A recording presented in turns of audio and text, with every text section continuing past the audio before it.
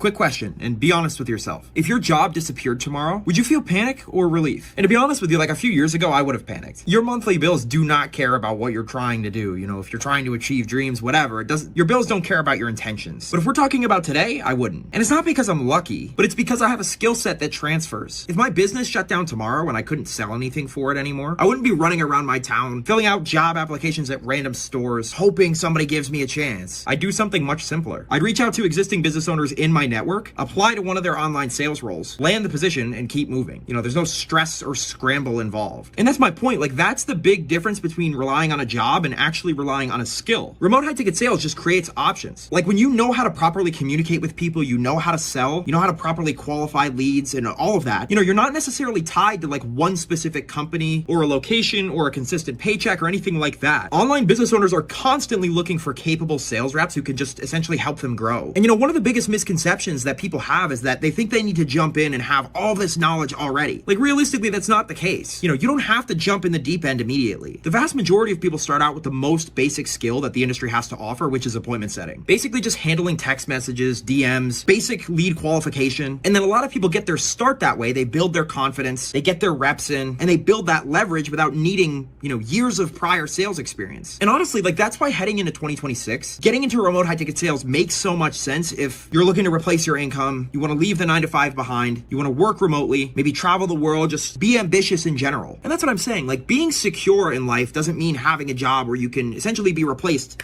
that quickly. Real security, real job security is knowing that you can essentially land on your feet anywhere, no matter what, no matter the situation. And that's my exact point. Like, if that kind of freedom matters to you, my biggest piece of advice is to start building skills, not just rely on a job title.